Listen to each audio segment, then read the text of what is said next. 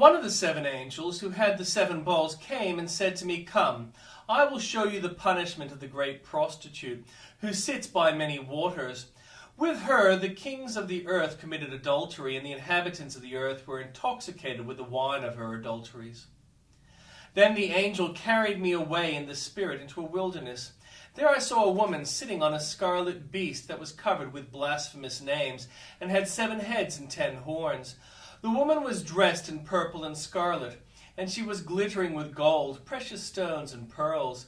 She held a cup in her hand filled with abominable things, and the 5th of her adulteries. The name written on her forehead was a mystery: Babylon the Great, the mother of prostitutes and the abominations of the earth.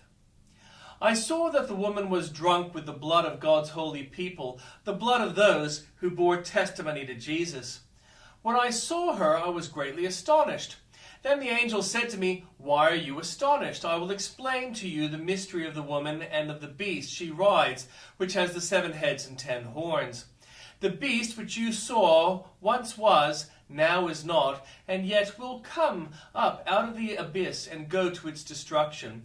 The inhabitants of the earth, whose names have not been written in the book of life, from the creation of the world, will be astonished when they will see the beast, because it once was, now is not, and yet will come." This calls for a mind with wisdom. The 7 heads are 7 hills on which the woman sits. There are also 7 kings. 5 have fallen. One is the other has not yet come. But when he does come, he must remain for only a little while. The beast who once was, and now is not, is an 8th king. He belongs to the 7th and is going to his destruction. The 10 horns you saw are 10 kings who have not yet received a kingdom, but who for 1 hour will receive authority as kings along with the beast. They have one purpose and will give their power and authority to the beast.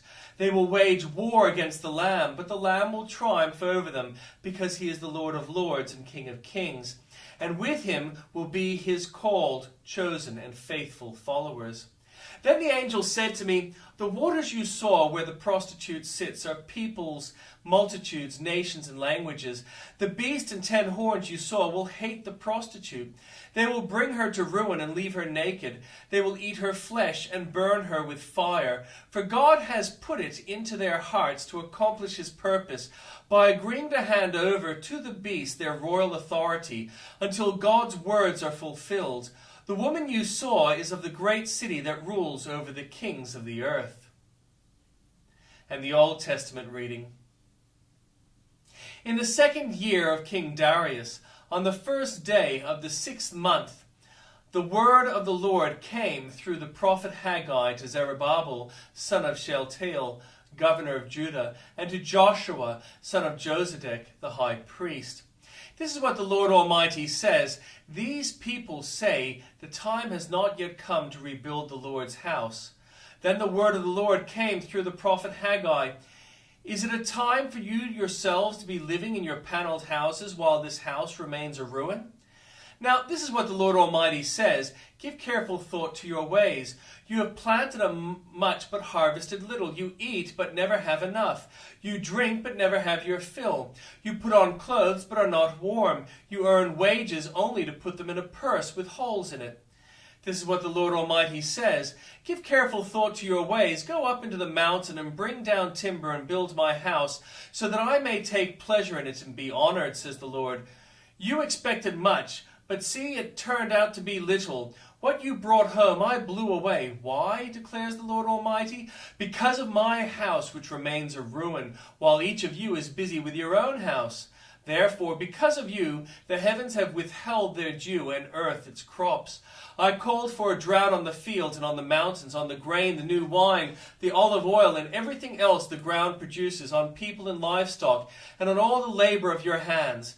Then Zerubbabel, son of Shealtiel, Joshua, son of Josedek, the high priest, and the whole remnant of the people obeyed the voice of the Lord their God and the message of the prophet Haggai, because the Lord their God had sent him, and the people feared the Lord. Then Haggai, the Lord's messenger, gave this message of the Lord to the people. I am with you, declares the Lord. So the Lord stirred up the spirit of Zerubbabel, son of Shealtiel, governor of Judah, and the spirit of Joshua, son of Jozadak, the high priest, and the spirit of the whole remnant of the people.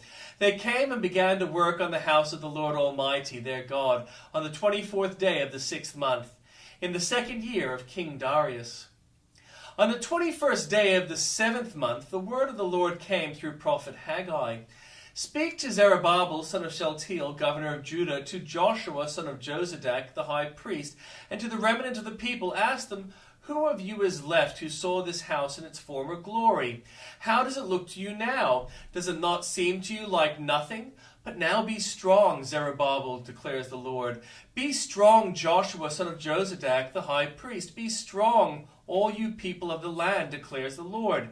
And work, for I am with you, declares the Lord Almighty.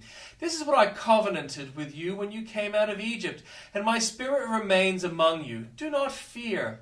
This is what the Lord Almighty says. In a little while I will once more shake the heavens and the earth, the sea and the dry land. I will shake all the nations, and what is desired by all the nations will come. And I will fill this house with glory, says the Lord Almighty. The silver is mine, and the gold is mine, declares the Lord Almighty. The glory of this present house will be greater than the glory of the former house, says the Lord Almighty. And in this place I will grant peace, declares the Lord Almighty. On the 24th day of the 9th month in the 2nd year of Darius, the word of the Lord came to the prophet Haggai. This is what the Lord Almighty says. Ask the priest what the law says. If someone carries consecrated meat in the fold of their garment, and that fold touches some bread or stew, some wine, olive oil, or other food, does it become consecrated? The priest answered, no. Then Haggai said, if a person defiled by contact with a dead body touches one of these things, does it become defiled? Yes, the priest replied, it becomes defiled. Then Haggai said, so it is with this people and this nation in my sight, declares the Lord. Whatever they do and whatever they offer there is defiled. Now give careful thought to this from this day on. Consider how things were before the one stone was laid on another in the Lord's temple. When anyone came to a heap of 20 measures, there were only 10. When anyone went to a wine vat to draw 50 measures, there were only 20.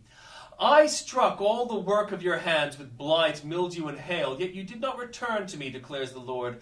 From this day on, from his 24th day of the 9th month, give careful thought to the day when the foundation of the Lord's temple was laid. Give careful thought, is there yet any seed left in the barn? Until now the vine and the fig tree, the pomegranate and the olive tree have not borne fruit. From this day on I will bless you. The word of the Lord came to Haggai a second time on the 24th day of the month. Tell Zerubbabel, governor of Judah, that I am going to shake the heavens and the earth. I will overturn royal thrones and shatter the power of the foreign kingdoms. I will overthrow chariots and their drivers, horses and their riders will fall, each by the sword of his brother. On that day, declares the Lord Almighty, I will take you, my servant Zerubbabel, son of Shealtiel, declares the Lord, and I will make you like my signet ring, for I have chosen you, declares the Lord Almighty.